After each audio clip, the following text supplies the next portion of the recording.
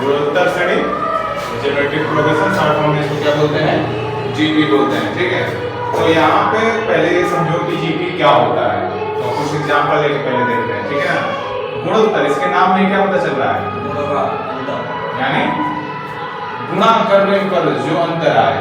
ठीक है, गुणा करने पर जो एक प्रोग्रेशन या सीरीज बनता है तब उसे क्या बोलेंगे, गुणोत्तर श्रेणी। एक कोई भी नंबर ले लो, फॉर एग्जांपल कोई भी, तुम स्वतंत्र हो, 8 मान लो, अब एक मतलब हो सकता है, दो ले लें, चार ले लें, छह ले लें, कुछ भी ले सकते हैं, पहले दो ही ले लो।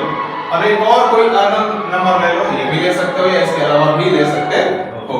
तो जैसे मान के चलो मैं 3 ले लेता हूँ, इसका 3 में गुणा करो तो ये कितना हो जाएगा, 2 into 3, 2 3 6। फिर इसमें फिर से 3 से गुणा करो तो 2 into 3 into 3, 6 3 के, बात समझ में आया। तो अगर मैं इसको लिखूं 2 6 18, इसके बाद क्या हो जाएगा, 2 into 3 into 3 into 3, तो ये कितना हो जाएगा, 18 दिया। ठीक है, तो ये क्या बन रहा है, ये जो भी बन रहा है इसी को क्या बोल रहे हैं, जीपी बोल रहे हैं। बात एकदम क्लियर समझ में आया। अब इसको हम कैसे क्लियर करेंगे कि ये जीपी है या नहीं, तो मैंने क्या कहा, इसको गुणा, एक निश्चित संख्या से गुणा करते हुए जब जाओगे, ठीक है, तब जाके जीपी बनता है। तो अब देखो, इसको टर्म को उसके पिछले वाले टर्म से जब भी भागा दोगे, किसी भी जीपी के श्रेणी के एक टर्म को, जैसे ये अपना a1 है, ये अपना a2 है, ये अपना a3 है, ये अपना 4 है, dot dot dot so on आएगा इसी तरह से। तो ये क्या है, अगर किसी टर्म को उसके पूर्वोत्तर टर्म से भागा दोगे, ठीक है, किसी को भी, तो हमेशा इक्वल आएगा, हमेशा इक्वल आएगा। करके देखो, ये देखो, तो ये 2.3 बटा में 3, 2 into 3 into 3, पॉइंट में बोल रहा था, गलत बोल रहा था, यहाँ पे हो जाएगा 2 into 3, ये क्या था, 2 into 3 into 3 बटे में 2 into 3 into 3। तो कुल ध्यान से देखो, ये यहाँ से कट गया, ये यहाँ से कट गया, ये यहाँ से कट गया। ठीक है, एक मिनट, यहाँ पे 2 है, गलती हमने घटा दी, 2 है, 2 से कटेगा।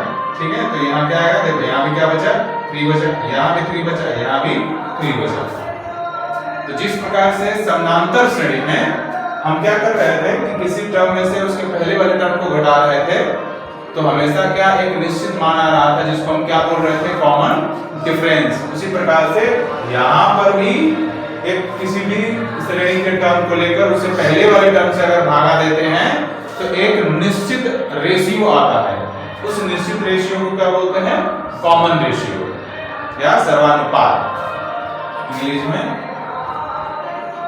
कॉमन रेशियो या सर्वानुपात। ठीक है, और ये तो मान के चलिए पहला पद है तो पहला पद रहेगा ही रहेगा। तो ये अभी समझ में आया कि नहीं आया, आ गया। तो मैं अब सीरीज को बना रहा हूं, ठीक है। इसका मेन चीज समझ में आ गई, तो आगे बढ़ते हैं, डेरिवेशन देखते हैं कि फार्मूला कैसे निकलता है। तो अगर मैं सीरीज लूं इसका, तो अगर मान के चलिए कि कोई एक नंबर ले लेते हैं a, अब उसमें किसी एक नंबर से गुणा करते हैं, क्या, a into r, तो दूसरा टर्म बन गया। तीसरा टर्म क्या बनेगा, a into r एक निश्चित वैल्यू से गुणा करना है, ठीक है। तो यहाँ पे जो पहले a है वो क्या हो जाएगा, फर्स्ट टर्म हो जाएगा, फर्स्ट टर्म। जो हमने r लिया वो क्या हो जाएगा, सेकंड टर्म।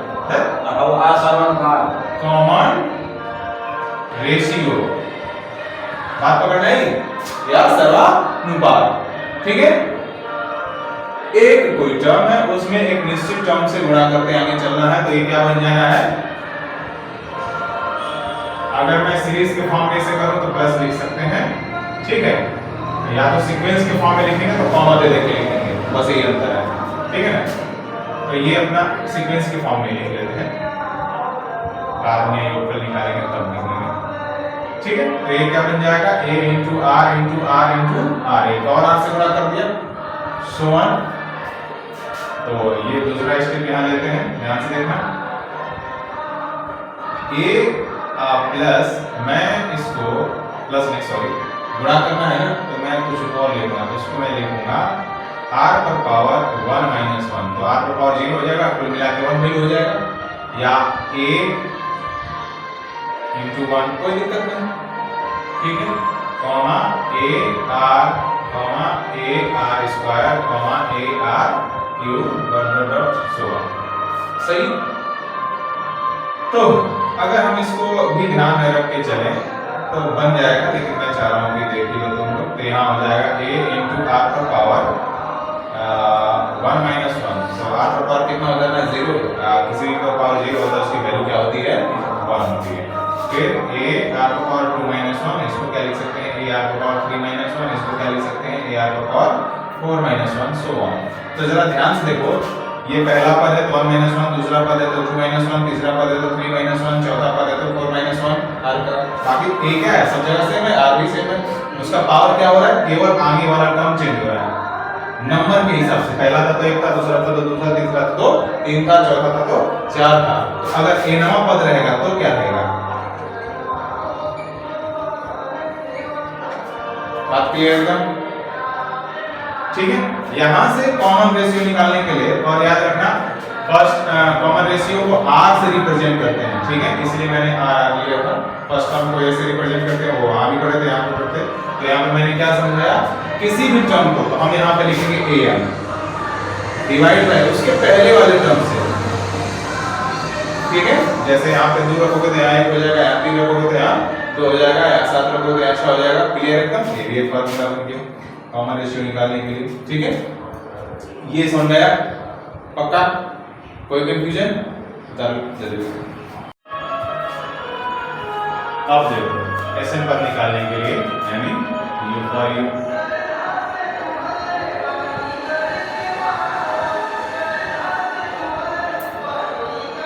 एसएन कैसे फाइंड करते हैं, ठीक है, ये पद के लिए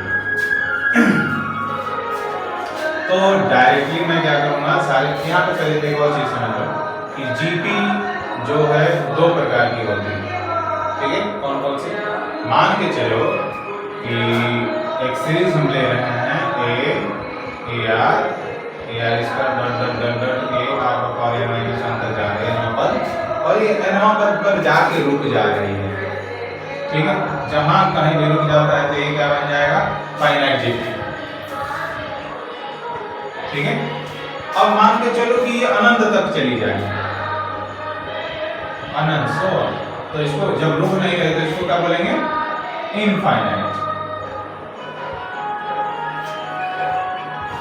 फाइनाइट मतलब कहीं ना कहीं जाके रुक जाए, काउंटेबल हो जाए, और जो न रुके फिर उसको क्या बोलेंगे इनफाइनाइट, ठीक है।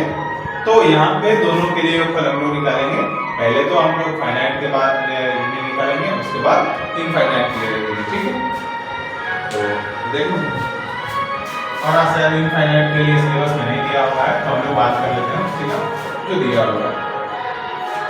तो यहाँ पे मैं योगफल निकाल रहा हूँ, तो मैं क्या करूँगा, सभी टर्म को एक साथ जोड़ दूंगा, a plus a r plus a r square plus a r 3 plus dot dot dot dot dot dot dot a r पर पावर n माइनस 1 n पदों के लिए।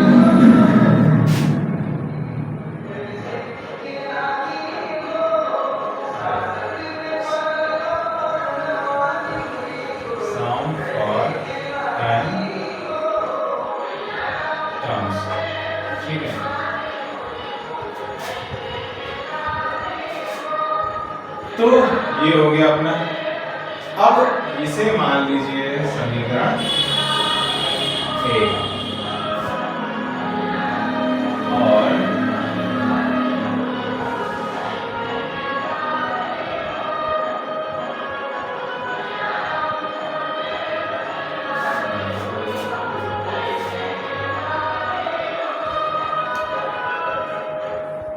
हाँ नहीं ठीक है ठीक है। इसी में ये हमने बस उसको जोड़ा, इसी समीकरण एक में आर से दोनों तरफ गुणा करने पर,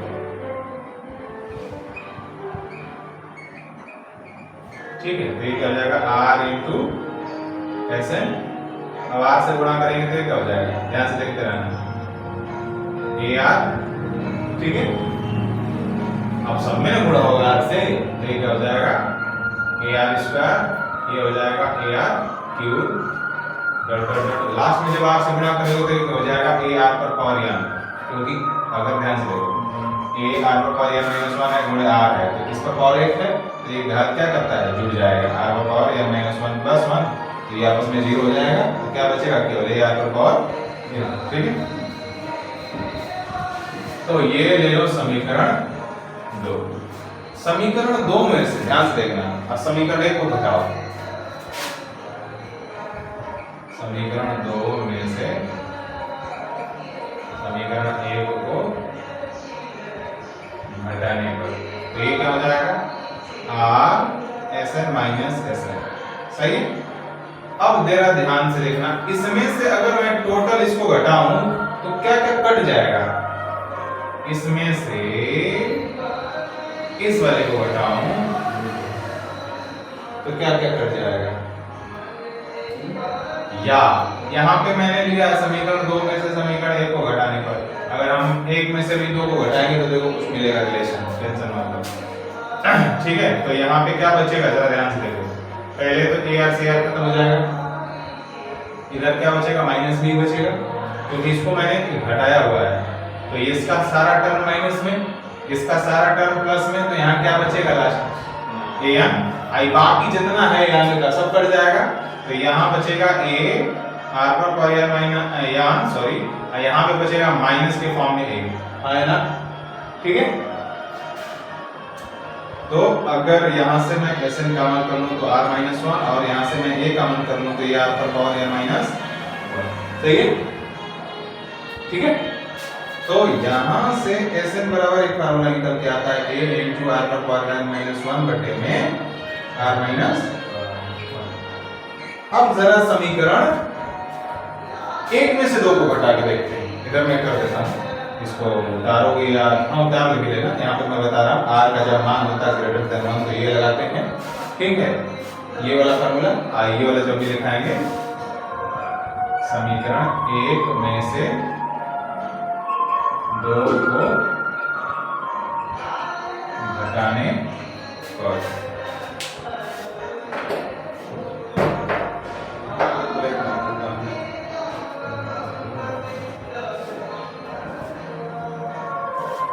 ठीक है। तो घटाते हैं, तो अब यहाँ देखो, यहाँ क्या हो जाएगा S N minus R S N, सही है। अब ये वाला टोटल टर्म पॉजिटिव रहेगा और ये वाला टर्म टोटल निगेटिव हो जाएगा, क्लियर एकदम। तो देखो ये तो इसे नहीं करना है, लेकिन इसमें से ये घटेगा, इसमें से ये घटेगा, इसमें से ये घटता जाएगा, इसके आगे अब देखो ये वाला टर्म कहाँ होगा, ए आर पर पावर n माइनस 1 एकदम एग्जैक्टली 1, ये वाला इससे कट जाएगा, ये माइनस में बचेगा, यानी ये प्लस में बचेगा और ये वाला माइनस में बचेगा, तो यहाँ क्या है a माइनस a आर पर पावर n, ठीक है। यहाँ से एस एन कॉमन कर लो तो यहाँ क्या बचेगा 1 माइनस आर, और यहाँ a कॉमन कर लो तो यहाँ भी क्या बचेगा 1 माइनस आर पर पावर n, तो यहाँ से एस एन का निकल के आ जा रहा है a इंटू 1 माइनस आर पर पावर n बटे में 1 माइनस आर। तो इस फार्मूले का हम यूज तब कर लेते हैं जब आर की वैल्यू लेस देन 1, ठीक है। ये किसके लिए था, sum for finite set, finite GP, यानी जिसमें n टर्म दिए हुए हैं, यानी क्लियर पता हो कि हमको टोटल टर्म्स कितने हैं, क्लियर एकदम समझ में आया, बता दीजिए दो फार्मूले। एक और चीज, जिस प्रकार से समांतर श्रेणी में याद है मैंने एसएम निकाला था, सॉरी एसएम दिया हुआ था, तो मैंने एएम निकाला था, तो एएम कैसे निकाला था, एएम कैसे निकाला था,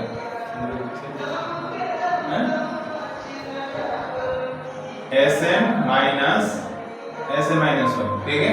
तो यहाँ भी ये वाला टर्म लग जाएगा, क्योंकि योगफल ही काम कर रहा है। अगर मेरे पास ध्यान से देखो, मैं 4 पद लेता हूँ, यहाँ पे मैं a लेता हूँ, ar लेता हूँ, ar स्क्वायर लेता हूँ, ar क्यू लेता हूँ। मैं एक पद जोड़ा, ठीक है, इसको ऐसे में मैं जब दो पद जोड़ा तो इसको मैं ऐसे 2 बोल रहा हूँ, जब मैं इसको 3 पद जोड़ा तो ऐसे 3 बोल रहा हूँ। तो अगर मेरे को केवल और केवल A4 निकालना है तो क्या निकालना पड़ेगा, हमको क्या करना पड़ेगा, चारों को जोड़ के यानी S4 माइनस अगर मैं S3 घटा दूं तो ये चौथा पद निकल जाएगा कि नहीं निकल जाएगा, निकल जाएगा। क्लियर एकदम।